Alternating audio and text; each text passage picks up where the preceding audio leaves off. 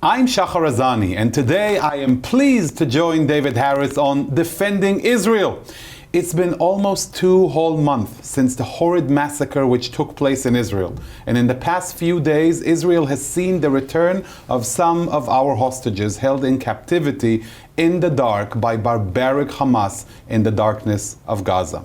Much has been happening stateside, including anti-Semitic, anti-Israel acts of violence, and of course the skewed media coverage of the reality on the ground, which you will not find on JBS or on David Harris's show. Where do we stand and how do we move forward from here? David, I'd love to start with one of my favorite points always speaking with you is let's point out who's on the good side, who's on the bad side, because remember, we're taking names. Shahar, it's always a pleasure to be with you, first of all. On the good side, Brandeis University came out with a fairly extraordinary statement on November the 28th. It was published in the Boston Globe. It's going to be published in other newspapers. Truth in Advertising, I was one of the signatories as a trustee of Brandeis.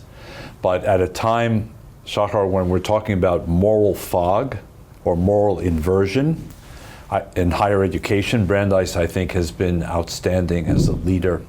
And I should tell JBS viewers that I also will be doing an interview with Ron Leibowitz, the president of Brandeis, which will lay all of this out.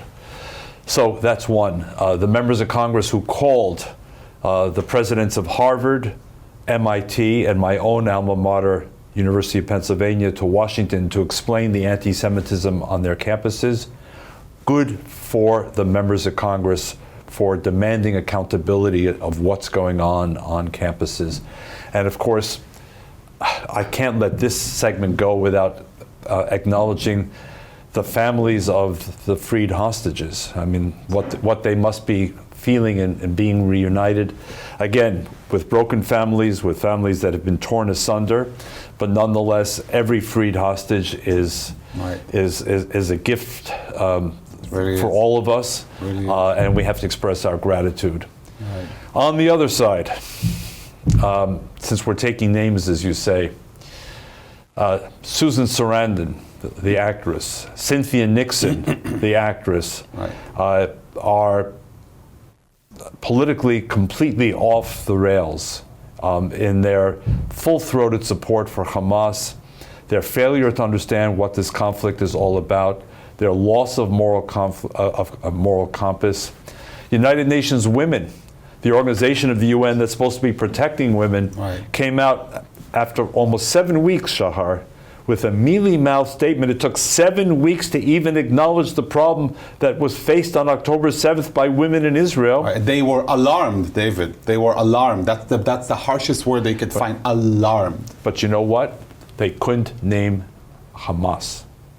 So once again, when it comes to naming Hamas, the UN is incapable of it. And let me tell JBS viewers, and I've said it before, in the history of Hamas, before and after October the 7th, Hamas has never once ever been named for condemnation by a UN resolution. And UN women just went along with the script. Right. The UN just adopted a resolution, again, as if they were in an alternate universe, calling on Israel to withdraw from the Golan Heights. Can one imagine that in 2023, with everything going on, with Iran implanted in Syria, knowing who's on the other side of the Golan Heights, exactly, that 90 plus nations form a majority to call on Israel to withdraw? Delusional. But the United States, Great Britain, Canada, Australia, several of the Pacific Island nations were the only countries that had the moral clarity to say no. The Europeans abstained. And I have no doubt that if there weren't that EU discipline, countries like the Czech Republic and Hungary and Austria and Croatia and Germany would have voted with the US, but they abstained. How can you abstain at a moment like this? Exactly. An abstention is a vote of cowardice. So once again, we have some people who are showing moral courage, moral leadership, moral clarity, and others who are showing moral fog, moral inversion, moral cowardice. Right, they really are cowards. You know, you're talking about the international organizations. Of course, we need to mention the Red Cross that's become an Uber service in the service of the vile Hamas terrorists. And I also want to mention, I got to tell you, I was watching an interview by, I believe, Martin Griffith, the UN relief chief. It was about a 14-minute interview with Christiane Amanpour on CNN.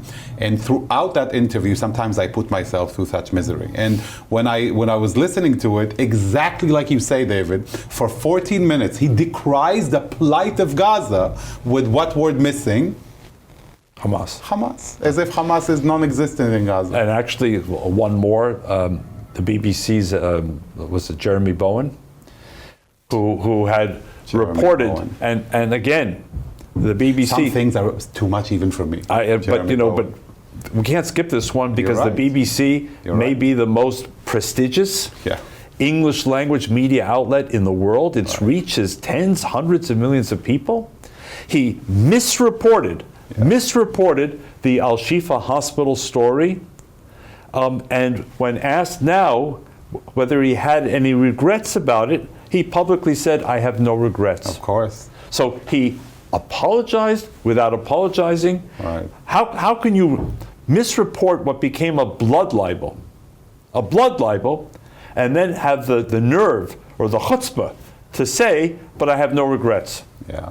And we remember, of course, last week's blunder when they took the IDF spokesperson announcement about when they went into Al-Shifa hospital, and they said that the IDF is targeting the doctors and the medical staff, and especially Arab speakers, whereas the IDF was saying we are helping medical staff and coming with medical equipment ourselves and with Arab speakers to interact with the medical staff at the hospital. But I think the BBC's reputation in the course of this war, we have seen so many of these horrible, and like you call them, moral cowardice and such acts like Jeremy Bowen. So sadly, it's not surprising.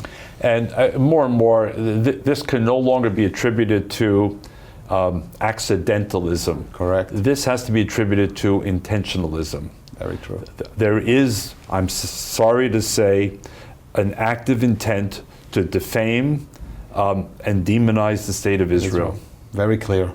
Because authentic reporting is going out the window, and instead it's all judgmental, it's all based on, Yeah, and you're talking about media outlets. I feel obliged to make one more important mention, which was we should name our allies as well. We have seen, for instance, the New York Post coming out very strongly with reporting facts and truth. And I also want to mention FoxNews.com that opened its own portal that's called Anti-Semitism Exposed, which to think about, one major hub where all of these issues come to light. How many times have we complained in the past, David, that these things are misreported or not even reported at all? And then you focus on other issues, whereas you miss one of the most targeted groups when it comes to hate crimes, which is the Jewish community. Look, the New York Post, by the way, and it goes back decades and decades, was one of the outspoken media voices during the Holocaust, when others like the New York Times were burying the story of the Holocaust. Oh, wow. The New York Post was strongly supportive of Israel's rebirth. So there's a long story here, and with Fox, good for them. But I need to ask, why do other mainstream media outlets not see the same need? Correct.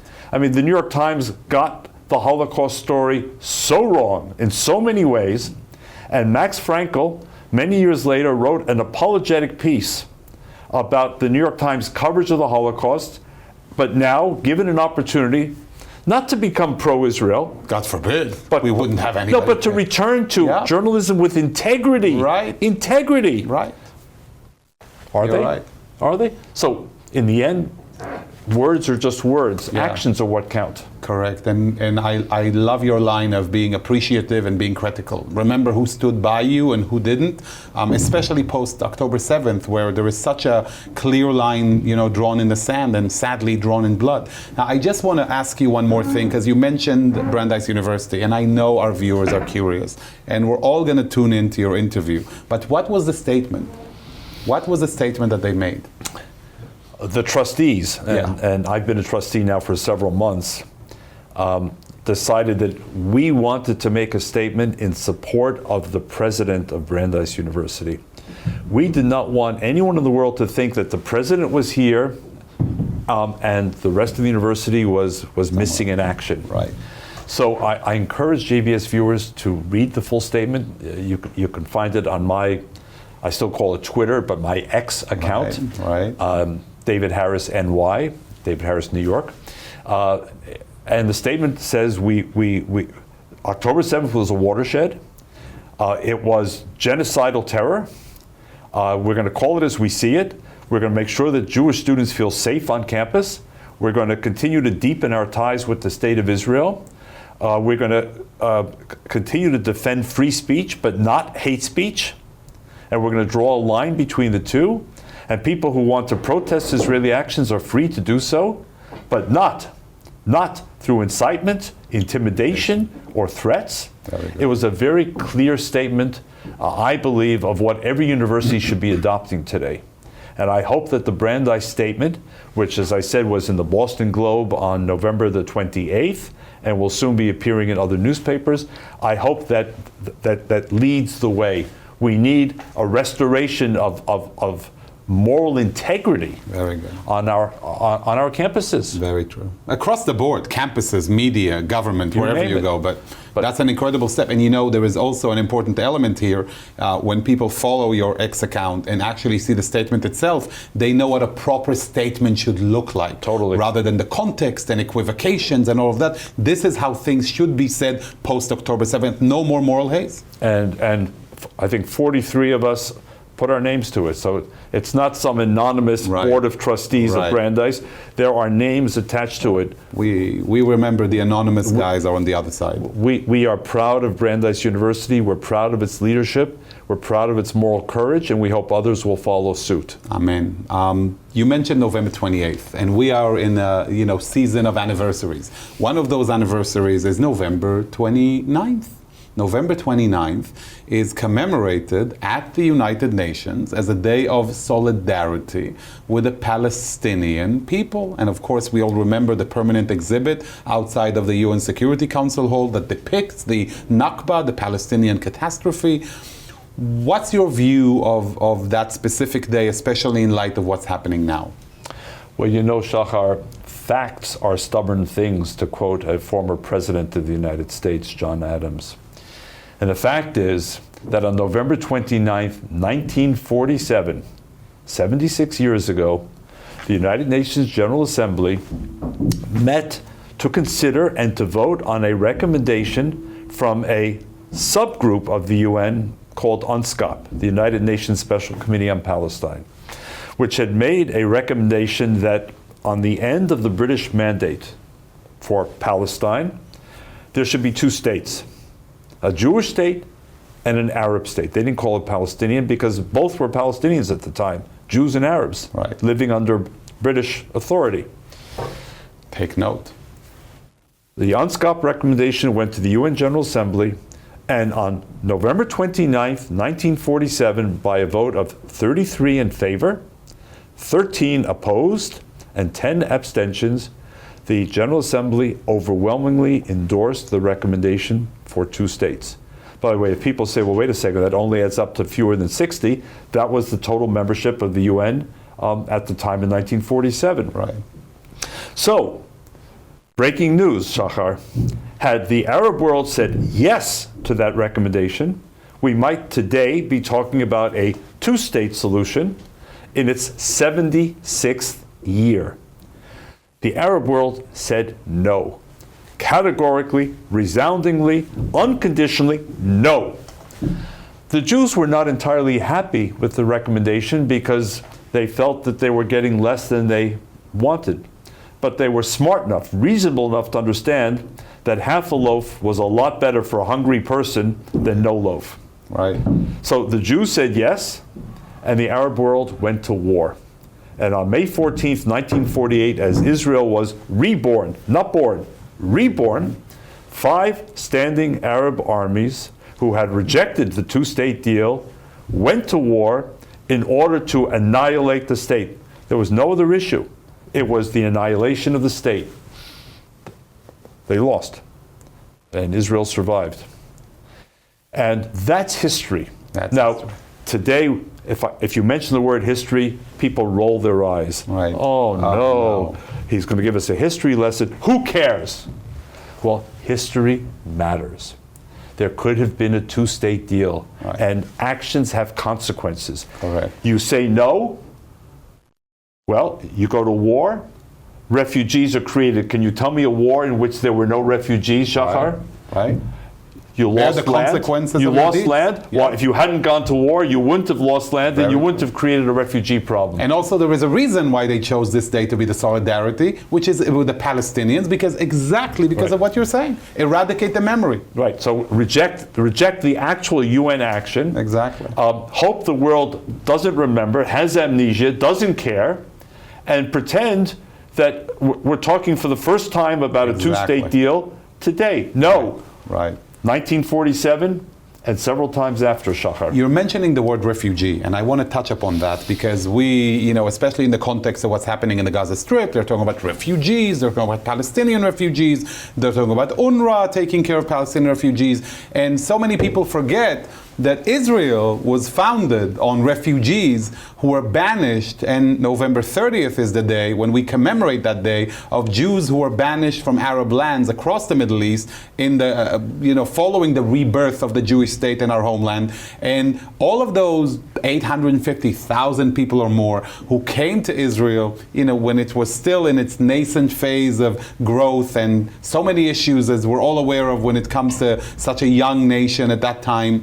And you don't have such refugee camps in Israel today. The experience that these Jewish communities have had in integrating themselves into Israel and building Israel was built not on victimization, but on actual roll up your sleeves and get the work done. And you, David, have a personal connection.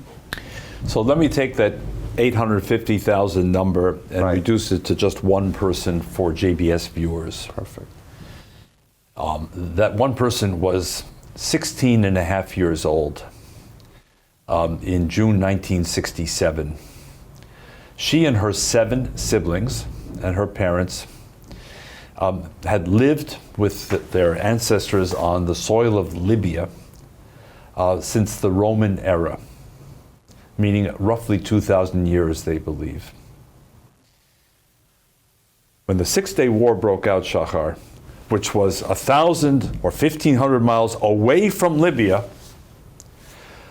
the remaining Jews of Libya were targeted by mobs with torches looking to burn and murder Jews.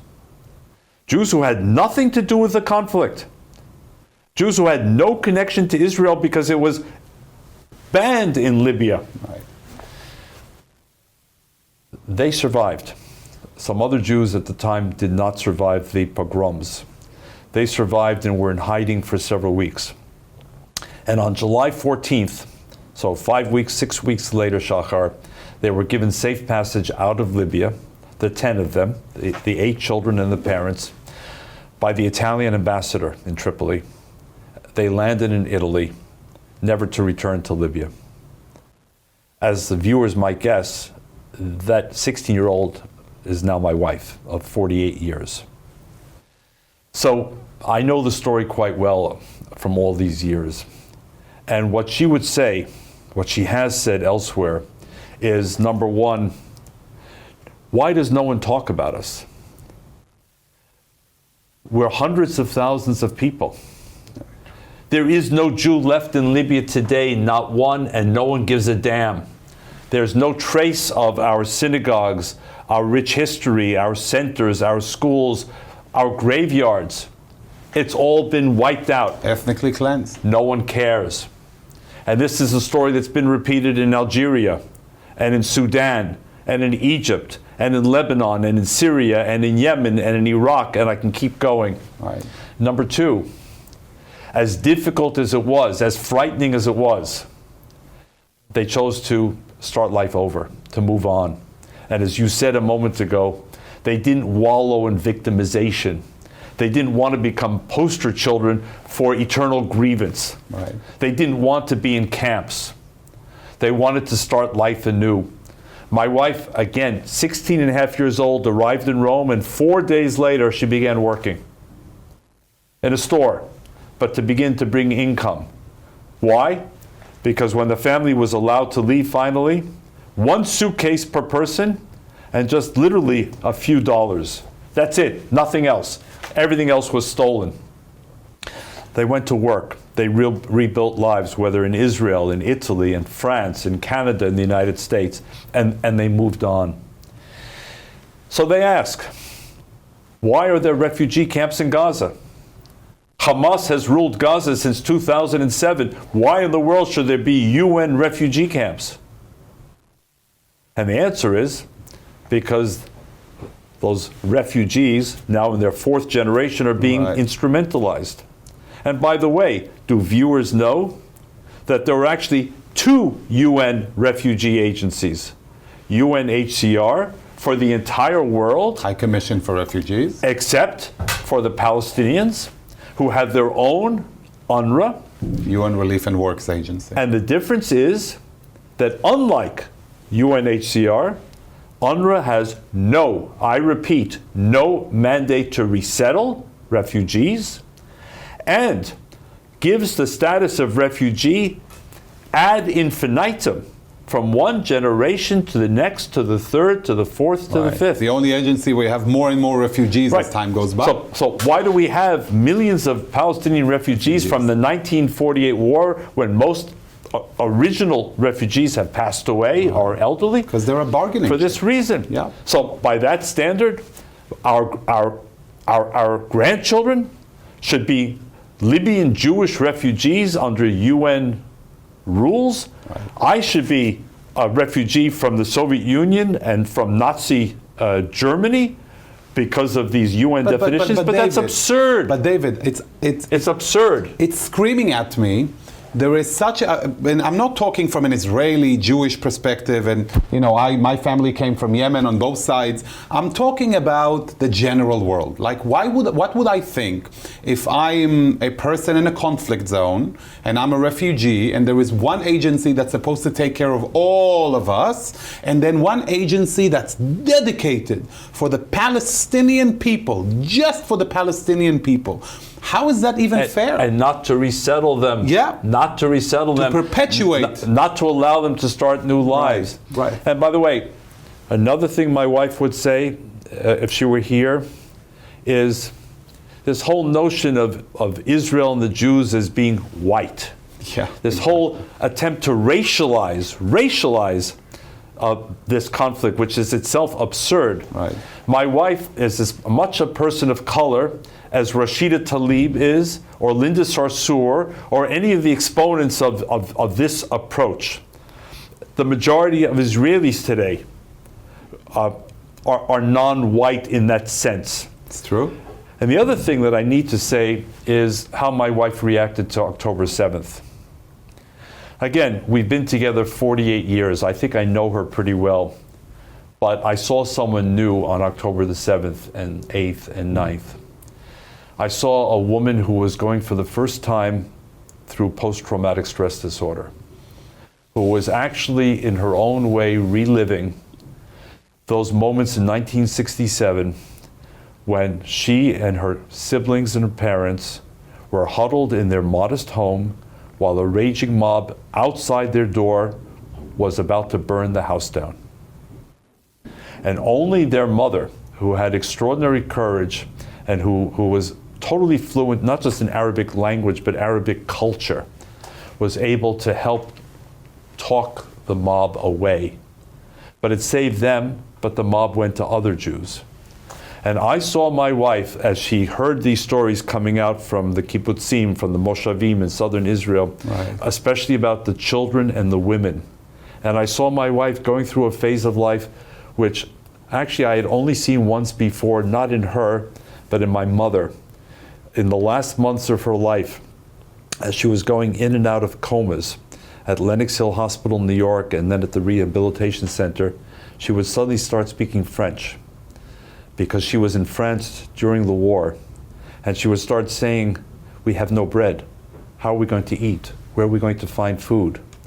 And she was reliving, 60, 70 years later, Shahar, what she experienced. My wife was reliving through Israeli women and children. So these are stories which need to be told, because when people say it's complicated, Right. yes, it's complicated, but in ways that you may not realize it's complicated. You know, it's a very important point you're making, because one of the goals of the enemies of the truth, the facts in Israel, is to hide that fact, that there are a lot of brown Israelis and black Israelis, that Israelis are only white colonialists who came from Europe to settle the land of Palestinians.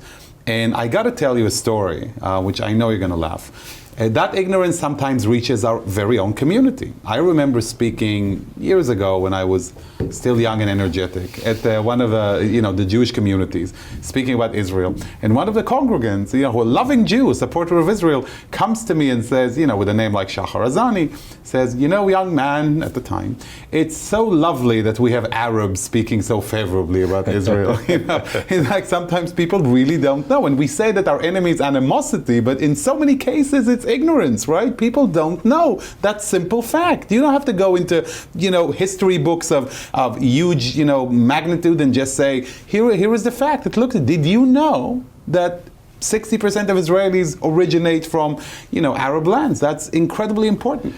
And my wife was recently asked to speak by the Jewish law students at Columbia University Law School. And I'm sure for most of the students, and I was there, but for most of the students, her story was entirely new. Right. They don't know. They don't know that there were Jews. They lived in Arab lands. By the way, Arab lands? Yeah. 1 second here. Who were the indigenous people of Libya? Right. And Morocco and Tunisia and Algeria? They were Berbers. Arabs came from where, Shahar? From the Arabian Peninsula. 1,000, 2,000 miles away. You want to speak about decolonization, occupation, settlement? Well, let's talk about it. Let's talk about why Arabs are in control of these countries. The Jews in Libya preceded the Arab conquest by centuries. And of course, the Berbers were there originally. So there's a lot to unpack here, which the other side doesn't want people to hear. Very true. They don't want to hear that there was a chance for two-state settlement. They don't want to hear that refugees are being kept in perpetuity as a weapon. They don't want to hear that Arab lands were themselves occupied by Arabs. Sure. They don't want to hear that Jews were decimated and that Jews are non-white from these countries. They don't want to hear it. We need to tell it. We need... And in that respect, I want to just utter a grievance. We get to meet and talk every once in a while, and I've been having an issue that I want to share with you, but don't tell our viewers. Why is time so short when I sit with you? We get to talk, and time simply flies by, and I think to myself, there are so many questions I want to ask you. So thankfully, we have our time with David on JBS as often as we can, and I think to enrich all of us. As always, such a great, great pleasure speaking with you, David, especially in this time and always. And together, Am Yisrael Chai. Am Yisrael Chai. These are trying times, as we tell our viewers, and the only way we get through them is together. Together through Beyachad. May we see better times soon, as always. We'll see you soon, and like we always say again, Am Yisrael Chai.